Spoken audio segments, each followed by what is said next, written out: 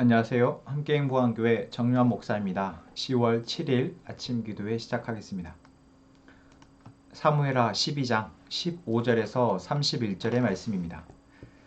나단은 자기 집으로 돌아갔다. 주님께서 우리아의 아내와 다윗 사이에서 태어난 아이를 치시니 그 아이가 몹시 앓았다. 다윗이 그 어린아이를 살리려고 하나님께 간절히 기도를 드리면서 금식하였다. 그는 왕궁으로 돌아와서도 밤을 새웠으며 맨 땅에 누워서 잠을 잤다. 다윗 왕궁에 있는 늙은 신하들이 그에게로 가까이 가서 그를 땅바닥에서 일으켜 세우려고 하였으나 그는 일어나려고 하지도 않고 또 그들과 함께 음식을 먹으려고도 하지 않았다. 그러다가 일일째 되는 날에 그 아이가 죽었다. 그러나 다윗의 신하들은 아이가 죽었다는 것을 다윗에게 알리기를 두려워하였다. 어린 왕자가 살아계실 때에도 우리가 드리는 말씀을 듣지 않으셨는데 왕께서는 돌아가셨다는 소식을 우리가 어떻게 전하여 드릴 수 있겠소? 그런 소식은 임금님의 몸에 해로울지도 모르오. 그러나 다윗은 신하들이 서로 수군거리는 것을 보고서 아이가 죽은 줄 짐작하고 신하들에게 아이가 죽었느냐 하고 물었다. 신하들이 대답하였다. 돌아가셨습니다. 그러자 다윗은 땅바닥에서 일어나서 목욕을 하고 몸에 기름을 바르고 옷을 갈아입은 뒤에 성전으로 들어가서 주님께 경배하였다. 그는 왕궁으로 돌아오자 음식을 차려오게 하여서 먹었다. 신하들이 다윗에게 물었다. 왕자가 살아계실 때에는 임금님께서 식음을 전폐하고 슬퍼하시더니 이제 왕자가 돌아가시자 임금님께서 일어나셔서 음식을 드시니 이것이 어떻게 된 일이십니까? 다윗이 대답하였다. 아이가 살아있을 때 내가 금식하면서 온 것은 혹시 주님께서 나를 불쌍히 여겨주셔서 그 아이를 살려주실지도 모른다고 생각하였기 때문이요. 그러나 이제는 그 아이가 죽었는데 무엇 때문에 내가 계속 금식하겠소? 내가 그를 다시 돌아오게 할 수가 있겠소? 나는 그에게로 갈 수 있지만 그는 나에게로 올 수가 없어. 그 뒤에 다윗이 자기의 아내 밧세바를 위로하고 동침하니 그 여인이 아들을 낳았다. 다윗이 그의 이름을 솔로몬이라고 하였다. 주님께서도 그 아이를 사랑해 주셔서 예언자 나단을 보내셔서 주님께서 사랑하신다는 뜻으로 그의 이름을 여디디아라고 부르게 하셨다. 요압이 암몬 사람의 도성 랍바를 쳐서 그 왕의 도성을 점령하고서 다윗에게 전령들을 보내어서 이렇게 말하였다. 제가 랍바를 치고 도성으로 들어가는 급수 지역을 점령하였습니다. 이제 임금님께서 남은 군인들을 불러 모아서 이 도성을 공격할 진을 치시고 이 도성을 직접 점령하시기 바랍니다. 제가 이 도성을 점령하기보다는 임금님께서 이 도성을 점령하셔서 임금님의 이름이 승리자의 이름으로 기록되게 해주시기 바랍니다. 다윗이 모든 군인을 불러 모으고 랍바로 가서 그 도성을 쳐서 점령하였다.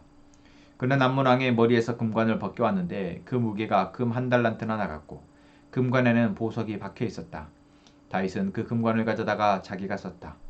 다윗은 그 도성에서 아주 많은 전리품을 약탈하였으며 그 도성에 사는 백성도 끌어다가 톱질과 곡괭이질과 도끼질과 벽돌 굽는 일을 시켰다. 그는 암몬 사람의 모든 성읍에 이와 똑같이 한 뒤에 모든 군인을 거느리고 예루살렘으로 돌아왔다. 아멘. 다윗은 하나님 앞에서 범죄하였습니다. 그리고 그 범죄의 대가를 치르게 됩니다. 이것이 하나님의 일하심인 하나님의 섭리라고 할 때 우리는 하나님은 하나님의 계획 가운데 반드시 그 계획하심에 따라서 일하신다라는 거죠. 그런데 우리는 하나님의 섭리, 하나님의 계획하심과 하나님의 일하심에 대해서 자꾸만 우리의 주관적인 또는 부족한 인식으로 이해하려고 하고 그렇게 생각하려 합니다. 그게 바로 하나님의 뜻과 우리의 뜻이 자꾸만 어긋나는 이유이고 우리가 하나님을 믿으면서도 자꾸만 하나님의 은혜에서 벗어나게 되는 이유이기도 합니다. 우리는 내가 생각하는 방식 또는 이 세상의 운영 방식이 아니라 하나님의 섭리를 이해하고 하나님의 섭리를 알고 이제 그 하나님의 섭리 가운데 우리가 우리의 삶이 사라지도록 기도해야 합니다. 오늘 다윗의 모습을 봅시다. 다윗은 범죄하였습니다. 그리고 그 범죄의 어떤 결과로 하나님은 오늘 다윗과 밧세바 사이에서 난 아이를 죽게 하십니다. 자, 이 사건, 이 상황을 우리가 어떤 인간적인 눈으로 보자면 어떻습니까? 왜 다윗의 죄를 아이가 져야 합니까? 이렇게 생각할 수 있죠. 그런데 여러분, 한 생명 또는 이 한 아이의 생명은 하나님께 있습니다. 그리고 이 아이가 하나님의 계획 가운데, 하나님의 섭리하신 가운데 이 땅에서 뭐 건강하게 잘 자라나고, 그 책임은 다윗이나 밧세바가 질 수도 있겠지만, 이 아이가 하나님의 다스림 아래에서 하나님의 나라에 하나님과 함께 살아가는 것이 어쩌면 이 아이에게 더 행복하거나 또는 아이의 편에서 더 좋은 거 아니겠습니까? 우리는 알 수 없습니다. 그러나 하나님은 다윗의 죄에 대해서 그 책임을 태어난 아이가 7일 만에 죽는 것으로 다윗과 밧세바로 하여금 지게 하신 것입니다. 자기의 자녀가 죽는 고통, 그리고 그 고통이 자신들의 죄로 인한 것이다라는 것, 자기의 죄로 인한 것이라는 것을 얼마만큼 다윗이 뼈저리게 느꼈을까요? 저는 여기에 결국 우리가 하나님의 섭리를 아는 것, 죄를 지으면 반드시 그 죄의 책임이 우리에게 따르고, 그것이 우리에게서 깨달아지지 않고 계속 반복되어진다면 그것은 영원한 사망으로 갈 수 있다는 것, 그것이 바로 하나님이 창조하신 이 세계의 작동 원리라는 것, 여러분이 이것을 분명히 알아야겠습니다. 다윗은 그것을 알고 있었습니다. 다윗은 자신의 태어난 아이가 이제 병들어서 죽게 되자 하나님 앞에 금식하며 기도합니다. 그리고 아이가 죽자 다윗은 금식을 멈추고 다시 옷을 입고 목욕을 하고 음식을 먹으면서 하나님 앞에 예배를 드립니다. 그것을 이상하게 여긴 신하들이 물었습니다. 어떻게 그럴 수 있습니까? 그런데 다윗은 분명하게 말합니다.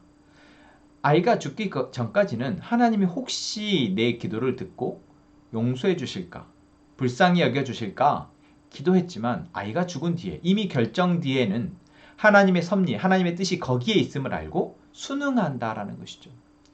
슬퍼하는 것이 하나님의 뜻에 대한 어떤 내 순종이 아니라, 순응이 아니라 반감을 드러내는 것이 될 수 있다는 것입니다. 여러분 어떻게 생각하십니까? 그렇습니다. 우리가 어떤 결과가 우리 앞에 보여지기 전까지는 강구할 수 있습니다. 다윗처럼 금식하면서 하나님의 뜻을, 하나님의 일하심을, 은혜를 구할 수 있습니다. 하지만 결과가 나온 뒤에는 우리는 그 결과가 결국 하나님의 섭리 가운데 일어난 결과임을 알고 이제 거기에 그것을 받아들이고, 이제 그 다음 또 내가 마땅히 해야 할 것을 해야 한다라는 것이죠. 다윗이 바로 그러했던 것처럼, 여러분 그렇다고 해서 다윗이 범죄한 사실이, 죄를 지은 사실이 없어집니까? 그렇지 않습니다. 그런데도 불구하고 하나님은 이 이후에 다윗과 밧세바 사이에 새로운 아이를, 그것이 바로 솔로몬이죠, 새로운 아이를 주시고 그 솔로몬으로 하여금 다윗을 이어서 왕위를 이어가게 하신다라는 것. 그러니까 인간적인 관점에서 보자면 다윗은 죄를 지었으니까 바로 폐위가 되어야 하고 그 죄로 인해서 다윗은 죽어야 하지만, 하나님은 그렇게 하지 않으신다라는 것입니다. 하나님의 백성을 다윗에게 계속해서 맡기고 계시고, 그 다음 솔로몬으로 하여금 계속해서 어쩌면 불륜의 이 관계 속에 난 솔로몬으로 하여금 왕위를 이어가신다라는 것입니다. 저는 여기에서 하나님의 긍휼하심을 확인할 수 있습니다. 인간은 끊임없이 죄를 지을 수 있습니다. 죄를 짓습니다. 만약에 그 죄로 인해서 모두가 죽게 된다면요, 그 죄 가운데 하나님의 긍휼하심이 없다면 여러분, 이 세상은 이미 노아의 홍수 때 멸망했을 것입니다. 소돔과 고모라가 멸망했을 때 소돔과 고모라뿐만 아니라 모든 인류가 멸망했을 것입니다. 그런데 지금 우리가 살아있는 것 무엇입니까? 계속해서 하나님이 우리에게 긍휼하심을 베풀고 계시는 것입니다. 내가 이해할 수 없는 저 사람에게 뿐만 아니라 나에게도 하나님의 긍휼하심이 계속해서 작동하고 있다는 것이죠. 그럼 다윗은 여기에서 왜 계속해서 이 왕위를 이어갑니까? 바로 다윗과 사울의 다른 점, 다윗은 자신의 죄를 깨닫고 거기에서 멈추고 그것을 하나님 앞에 회개하였다라는 것입니다. 그리고 그 죄의 책임, 그 대가를 알고 그것을 지고 그것을 감내하고 있다라는 것이죠. 그리고 그 이어서 자신에게 맡겨진 또 하나님의 사명을 계속해서 감당한다라는 것이죠. 바로 26절부터 다윗이 이제 암몬을 점령하는 과정 속에서 왕으로서의 자기의 그 역할을 다했다라는 것을 통해서 우리는 알 수 있습니다. 그렇습니다. 여러분, 우리도 마찬가지지만 어제 말씀했던 것처럼 이 세상을 바라볼 때 참 악한 사람들, 정말 악한 일들을 벌이는 사람들이 너무나 많습니다. 우리는 그들을 향해 비판합니다. 어떻게 저럴 수 있냐? 하나님은 왜 저들을 내버려 두시느냐? 하나님이 내버려 두시는 것 아닙니다. 죄의 책임이 그들에게 임박했다라는 것. 반드시 그들은 그들의 죄에 대해서 책임을 질 거라는 것 여러분 잊지 말았으면 좋겠습니다. 그리고 그것은 나에게도 동일하다라는 것입니다.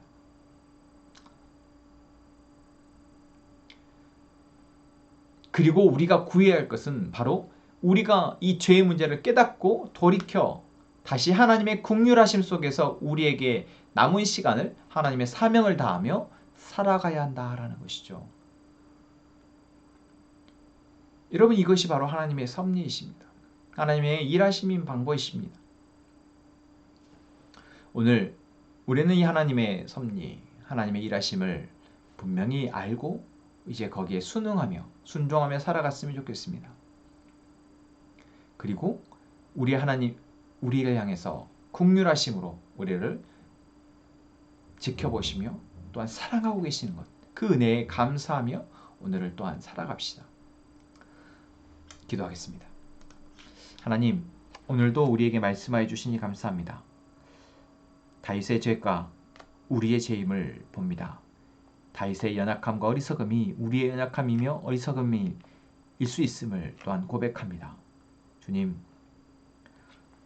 우리 안의 죄를 빨리 발견하게 하시고 멈출 수 있게 하시고, 그리하여 우리가 하나님 우리에게 계획하시고 섭리하시는 그 섭리 속에서 다시 하나님의 은혜의 삶으로 나아갈 수 있도록 도와주옵소서.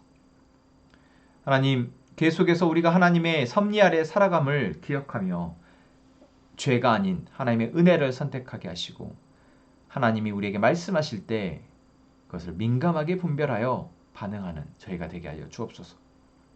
하나님, 우리에게 주신 귀한 시간, 우리에게 주신 귀한 물질, 우리에게 주신 하나님의 놀라운 선물들을 우리가 온전히 바로 사용하게 하셔서 이 땅에서 이 세상의 악함에 맞서서 승리할 수 있게 하여 주옵소서.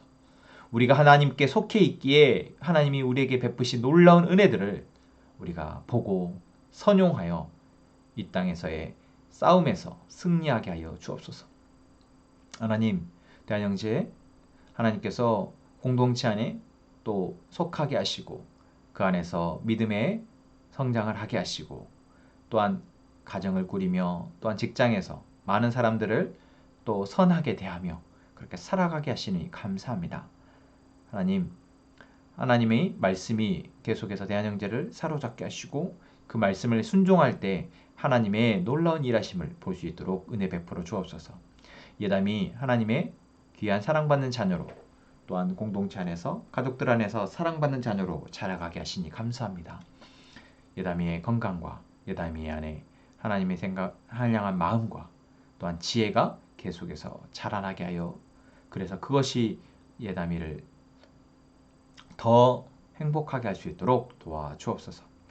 하나님, 이 시간 우리의 가족들이 하나님 앞에 아뢰는 간구들을 들으시고 하나님의 뜻이 우리 안에 더 선명하게 보여지고 알게 하여 주옵시며 이제는 그 뜻 안에서 하나님이 일하심을 보며 기뻐하고 감사하게 하여 주옵소서.